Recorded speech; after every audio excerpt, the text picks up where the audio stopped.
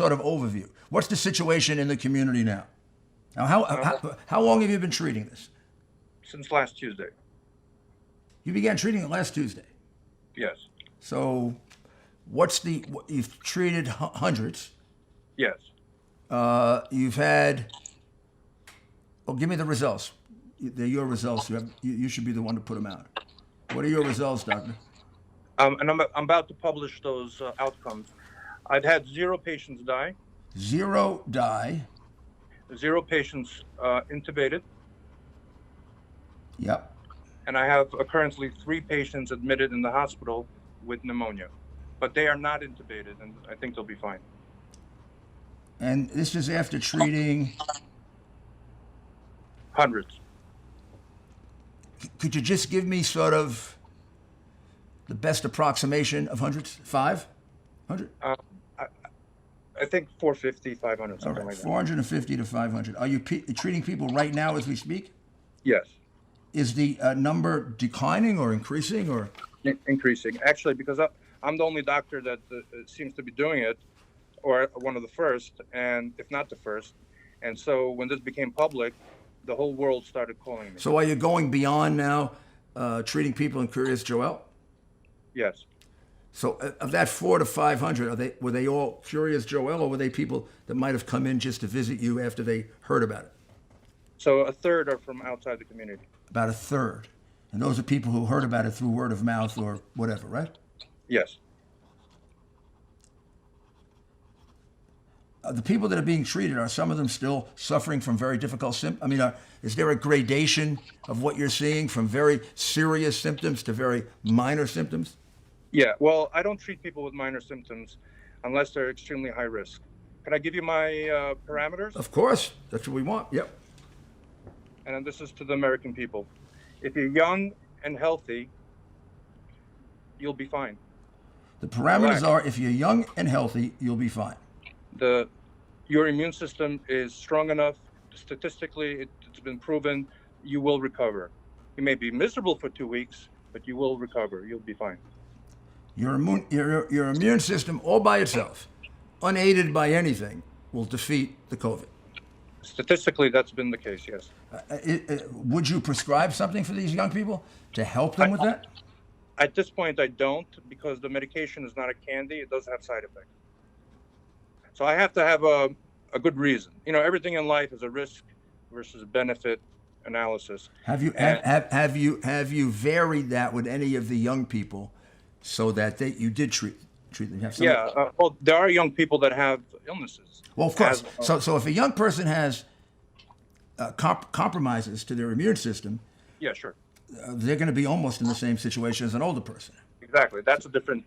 That's why I said young and healthy. But I define young less than 60. Pardon me? When I say young, I mean less than 60 years old. Okay. Less than 60. And have you had any of those? Yeah, less than 60. No other problems. Have you had to give medicine to any of those because the symptoms were so bad? I have. People were begging, and in clinical medicine, sometimes you have to make exceptions. Of course, so right.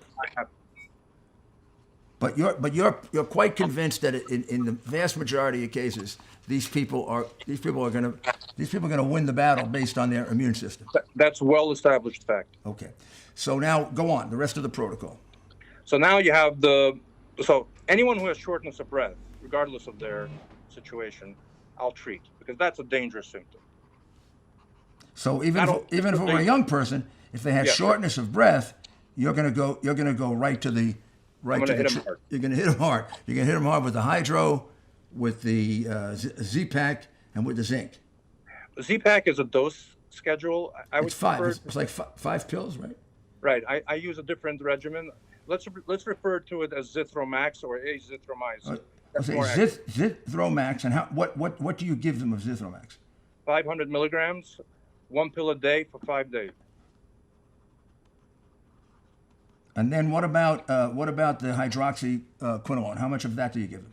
I use hydroxychloroquine, 200 milligrams twice a day for 5 days. That is a slightly lower dose than what is being used in the ICU. In the ICU, the first day they use uh, uh, 400 milligrams twice a day, and then they go to 200 milligrams twice a day. What I do in the outpatient setting is use the lower dose of 200 twice a day from the very beginning. For now, Why do you do that? Because it's this is the art of medicine. We want to have maximum benefit with minimum side effects. So um, I thought that since these patients are not critically ill, it's reasonable to use more moderate dosing. Would you change that if you saw very serious symptoms?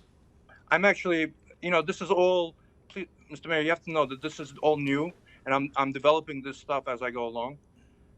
This is like battlefield medicine. I'm giving you a report from the front And I line. really appreciate this, that you're doing this. You're really helping a lot of people. But I guess the question was, are there any times you vary that 200 milligrams? I'm beginning to vary that.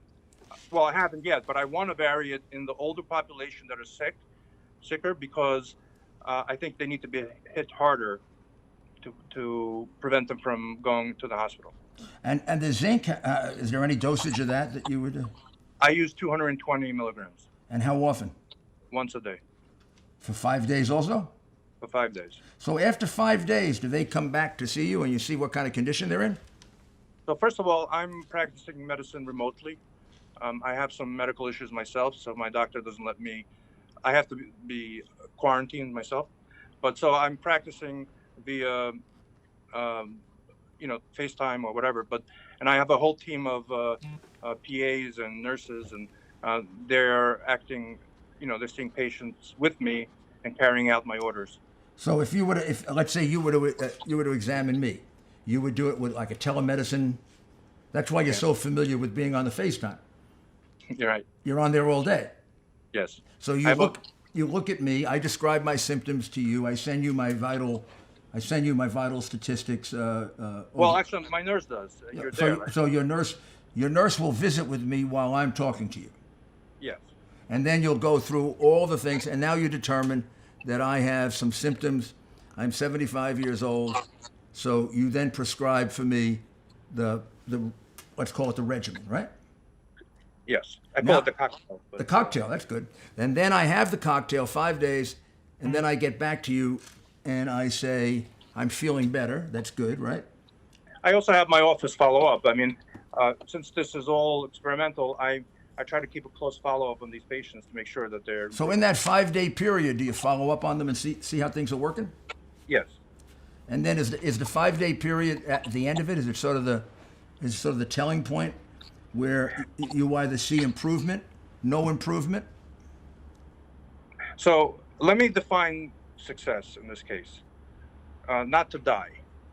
Wow. See, that's how I'm defining. Okay. So we're into the 5 day period now.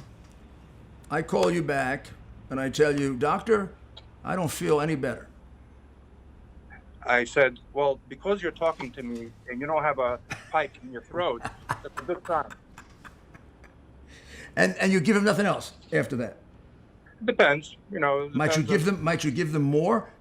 I could. Can I get a few more cocktails, doctor? The A few more. truth I is, just need a few more cocktails, doctor.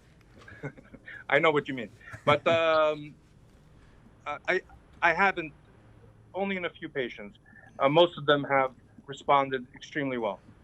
So how long now? What's the longest streak you have with a patient so far? I don't understand. How many days? How many days? Your first patient.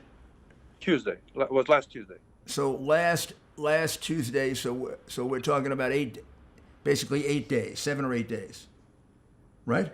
Let me give you some statistics. And that's a critical period, I might add, right? It is. Basically, am I correct that if you're elderly and you're going to get hit hard with this, it happens within that first 2 to 5 days, right? That's correct, and it's vicious. And very, very few situations. If you get through those first 2 to 5 days with no symptoms, and there's no intervening infection, you're probably okay. Correct. And by the way, it's not going to take away your fever. You're still going to be coughing. You're still going to be tired. You're going to have a headache. You're going to be upset. You're going to call me, it's not working. But I'm looking at it differently. If you can call me, that's a good sign. Well, so what you're saying is this cocktail really cures the illness. It doesn't relieve the symptoms. Well, let me tell you what I believe it does. It reduces the amount of virus that the body is infected with by interfering with its growth, giving the immune system time to overcome it before it destroys the lungs. Well, doctor, is there? We're going to keep calling you and talking to you because as this moves out, now you're what 7 days? 7 days into it, right? 7, 8 days. Tuesday. What's today? Today's Thursday, no? So it's 9 days. So 9 days. You're 9 days into it. That's a good number, particularly for the ones that are affected very, very seriously, because it happens quickly. And I saw some statistic that says if you're going to die, you're going to die in about 5 days. Correct. I mean, it's very quick. It works very quick. And here's the biggest problem, Mr. Mayor. We're running out of capacity to treat patients inside the hospital. Well, so what do you need for that? You need more hospitals. You need to stay out of the hospital. That's what you need to do. I know. It seems to me you're very much goal oriented. Goal number 1, don't die. Don't die. Goal number 2, stay out of the hospital. Intubated. And if you stay out of the hospital, don't get intubated. Yeah, if you stay out of the hospital, you're not going to die. I love your approach, doctor.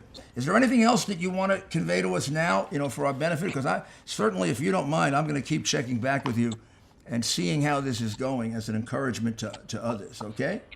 Many doctors are coming on board. They're having similar results. I beg and plead. First of all, I want to thank the president. We have to keep America healthy again. So make America healthy again. And I want to thank the president for approving the use of this drug.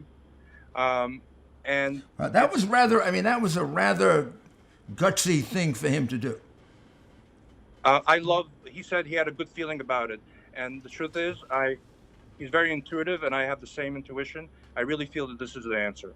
And let me tell you, I think if you scale this nationally, the economy will rebound much quicker. The country will be open again. And let me tell you a very important point.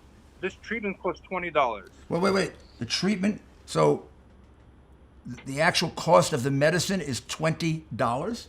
Yeah, and that's very important because you can scale that nationally. If every treatment costs $20,000, that's not so good. That's for the 5 days of these pills? Yeah. Because they're old pills. All I'm doing is repurposing old available drugs, which we know, and we know their safety profiles, using them in a unique combination in the outpatient setting. This is the $20 treatment. Yes. And with medicines that have been used forever. Yes. And we know the side effects of the medicine. Yes. What's the worst side effect you have to deal with here? You said with young people you're a little hesitant because it's not cost free in terms of side effects. What's right. So there's a concern of heart rhythm problems from the hydroxy. Yeah. Although none of my colleagues have ever seen it. And the Zithromax together. Any others? No, minor stuff. Let me tell you something. If there's a 1 in 10,000 chance of having a heart arrhythmia, but there's a 6% chance of dying from the virus. Of course. Well, that's why the president's decision was so logical, but because we're sort of there's a tyranny of you must follow the process. But we're going to get through this, doctor. And we're going to get through it because of people like you. Let me tell you something. And your community. Great Americans. And you just keep thinking of solutions, just like the president. You don't sit there and just be a victim. You try to figure out how are we going to fight back. If we scale this nationally, this will significantly improve the situation. Well, I will get that message out for you, doctor, and I'll be in touch with you regularly. And you have no idea how much I admire